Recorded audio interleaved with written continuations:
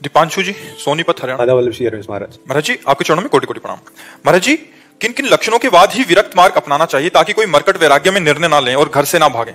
पहली बात, 3 बातें हैं जो हमारे परमार्थ को मेटिया मेट कर देती हैं। पहला है काम भोग, कंचन, कामनी, कीर्ति। 3 बातें कहेंगे तो सबसे पहला साधक के जीवन में काम भोग आता है।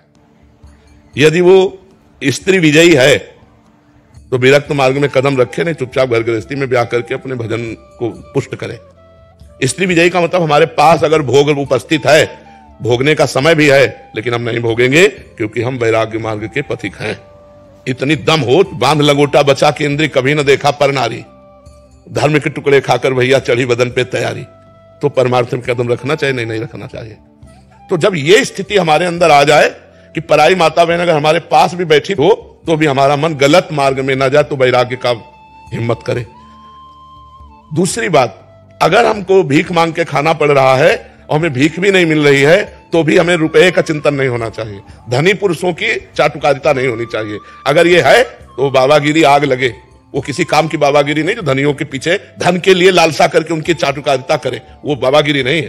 बाबा मंगबो भलो न बाप से जो प्रभु राखे टेक, कंचन और कामिनी और फिर कीर्ति, मान प्रतिष्ठा की चाह रखना, ये परमार्थ से भ्रष्ट कर देती है। अगर 3 मोटी मोटी बातें समझ ले कि मुझे कंचन का मोह नहीं रखना, कामिनी से मोह नहीं रखना, मान प्रतिष्ठा से मोह नहीं रखना, रात दिन हर परिस्थिति को सहते हुए नाम जप करना है, तो वैराग्य में चले। अन्यथा घर में रहकर भजन करे तो सदगति हो जाएगी। बाबा जी बनने पर पाप हुए तो फिर और का, मान लो चोर है तो दंड मिलकर पवित्र हो सकता है, लेकिन पुलिस चोर बन जाए तो फिर वो विशेष दंड नहीं, क्योंकि तुम कानून के रखवाले होकर कानून का हतन कर रहे हो। इसलिए वो तो कानून का विरोधी है क्योंकि जानता नहीं है, और तुम तो कानून को जानते हो। ऐसे ही संसार का पापी जीव तो जानता नहीं धर्म को। तुम तो धर्मात्मा हो, बाबा जी उपदेष्टा हो, तुम विशेष पापी हो, विशेष दंड के अधिकारी हो। अगर कोई वेश रखकर पाप करे तो विशेष दंड का अधिकारी होता है। इसलिए भगवान के भजन करने के लिए 2 मार्ग हैं, एक गृहस्थ मार्ग, एक विरक्त मार्ग। गृहस्थ मार्ग में आप जैसे हो अपने अनुसार चलते हुए घर गृहस्थी का पालन करते हुए राधा राधा जप रहे हो, भूखे को भोजन पवा दिया, कभी किसी बीमार को औषधि दे दिया, बढ़िया भजन हो रहा है। बाबा जी बनकर दूसरी माता बहनों की तरफ गंदी दृष्टि रखना, सेठ की चाटुकारिता करना और अपने सम्मान के लिए नौटंकी नाटक करना, घोर नरक मिलेगा, पक्का समझ लो। ऐसा नहीं कि बाबा जी बन गए तो तुम्हारे लिए बीमा नहीं आएगा, नहीं। तो हरे शिष्य धन सो कर हरई, सो गुरु घोर नरक मा पड़ई। जो शिष्य के धन का तो अपहरण कर रहा है लेकिन शोक का अपहरण नहीं कर पाया, उसे परम पद नहीं दिला पाया, उस गुरु को नरक जाना पड़ता है। बाबा जी बनना बहुत खतरे में पड़ना है, कोई साधारण बात नहीं। हम कह रहे 50 वर्ष ब्रह्मचारी रहे और 5 मिनट गलती हो गई तो 50 वर्ष पर पानी फिर गया कि नहीं फिर गया?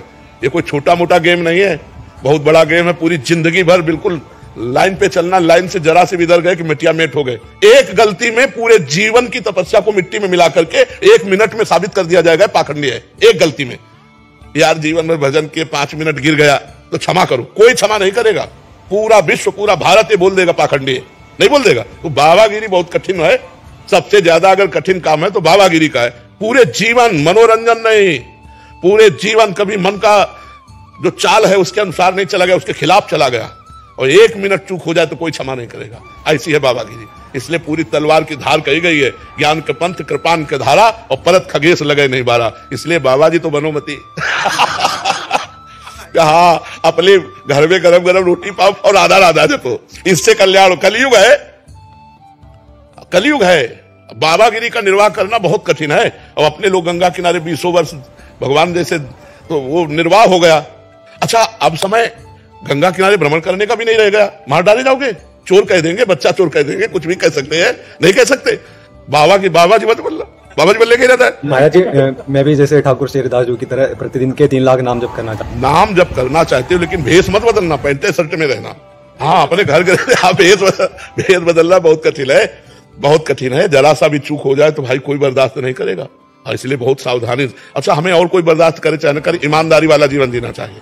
देखो गृहस्थ है, अपना ब्याह कर लो, 10 पैसे कमाओ मेहनत से, खुद खाओ, दूसरों को भी खवाओ, नाम जप करो, बढ़िया जीवन है। अब बाबा जी बन करके मांग के खाना, पूरे जीवन बस अलर्ट रहना, तनिक भी गलती नहीं होना, तो भाई मान लो बाबा जी बनने का मतलब मैं मराब, ऐसा मान ले तो जी जाएगा। मरो रे जोगी मरो मरनो है ती मीठो, ऐसे मर के देखो जैसे गोरख मर दीठो, गोरखनाथ जी कहते। अपने को मन मार्या तन बस में कीना हुआ, भरम सब दूर, बाहर से कछ दिखत नहीं अंदर चमके नूर, आपो त्याग जगत में बैठे नहीं किसी से काम, उनमें तो कछु अंतर नहीं संत का उचाय राम। वो बात एक स्थिति है। नहीं महाराज जी, मतलब शादी का वैसा कोई वो नहीं, कोई आकर्षण नहीं। अब देख लियो तुम आकर्षण, श्रृंगी ऋषि का नाम सुना है? सुनो, मृगी से पैदा हुए थे, स्त्री देखा ही नहीं था श्रृंगी ऋषि, और जब उनको भ्रष्ट करने के लिए लगाई गई ना, तो वो गई श्रृंगार करके, तो उन्होंने समझा कोई ऋषि आया, स्त्री जानते ही नहीं थे, तो उठ के दंडवत की। तो अब वो तो डर गई ना, वो लोग कहां ऋषि दंड, उनका हम नियम लिए हैं, दंडवत तुम्हारी स्वीकार नहीं करेंगे, तुम्हारे आसन पे नहीं बैठेंगे दिए हुए। एक ब्रह्म ऋषि के दिए हुए आसन पर कोई गंदी प्रवृत्ति वाला बैठ सकता है? और वो गलत भाव लेके गई थी। अब उन्होंने जब ऐसे देखा तो उन्होंने कहा, ऋषि तुम्हारे केस कैसे कोमल कोमल है, हमारे केस महाभारत में लिखा है, स्पर्श से बोले ऋषि तुम्हारा स्पर्श बड़ा सुख प्रदान कर रहा है, आज तक हमारे पिता का स्पर्श इतना सुख प्रदान नहीं किया। अब वो कंदमूल फल लाए उनके लिए, तो उनका नहीं, हमारा व्रत है, हम किसी का दिया नहीं पाते, आप ही हो।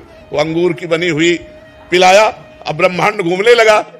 अब इतने में सूचना मिली कि विवांडक ऋषि आ रहे हैं, तो भागी हो। तो ऐसे बैठे थे, तो उन्होंने कहा बेटा क्या हो गया? बोले मुझे उस ऋषि से मिला दो जिसके कोमल केस थे। ऐसा हाँ, तो मृगी से पैदा हुए थे, स्त्री नहीं देखा था, तो ब्याह हुआ और पूरा गृहस्थी धर्म को स्वीकार किया। तो आइए कि हमारा मन नहीं चलता, तो भैया हम उनकी बात कह रहे जिन्होंने स्त्री देखा नहीं, जिनकी माँ स्त्री नहीं थी, मृगी से पैदा हुए थे श्रृंगी ऋषि। माया बहुत विचित्र है, भगवान का नाम जप करो, उत्साह पूर्वक करो, लेकिन हम कह रहे हैं कलिकाल है। भगवत प्राप्ति के लिए जो अब वैराग्य चाहिए वो नहीं रह गया। कोई घर ऐसे मुश्किल मिलना होगा जहां शराब न पी जाती हो, जहां मांस न खाया जाता हो। मतलब ये तो पवित्र धाम है, तब हम बात करें। जैसे अन्यत्र जो है भिक्षा लेने लायक नहीं रह गया, यहाँ पवित्र धाम है। हमारा ब्रज क्षेत्र भगवान का स्वरूप। अरे हमारे पवित्र धामों में तो इतना शासन हो जाना चाहिए कि यहाँ मांस मदिरा बिक्री नहीं होनी चाहिए। ये पवित्र धाम है, ब्रज 84 को यहाँ की रज में लोटो, चरणामृत पियो, ठाकुर दर्शन करो। अब हम उनके घरों में कैसे रोटी मांगे जिनके घर में मदिरा पान होता है, जिनके घर में मांस भक्षण होता है? तो अब साधुता का निर्वाह करना बहुत कठिन है। अच्छा, हम जिएंगे तो तुम्हारे दिए ही तो जिएंगे। आप विचार करो, अब पापी पुरुष हमको देगा तो हमारी बुद्धि पाप में होगी कि नहीं होगी? हम कहां जिएंगे? जिएंगे तो तुम्हारे बीच में। कहां खाएंगे? खाएंगे तो तुम्हारे बीच में, रहेंगे तो तुम्हारे बीच में, और तुम्हारे आचरण भ्रष्ट हो रहे हैं। तो हम जिएंगे, हम खाएंगे तो हमारी बुद्धि भी भ्रष्ट होगी। बाबा जी बनकर भगवत प्राप्ति करना बहुत कठिन है, क्योंकि हम उसको देख रहे हैं। इसीलिए जितने बन गए वो बढ़िया है, आगे सोच समझ के बने। बहुत कठिन कलिकाल। निम्रता बहुत है, नम्रता ऐसे नहीं है, एक भी गलती हम बर्दाश्त नहीं करते। बाबा जी बने थे तो क्या सोच के बने थे?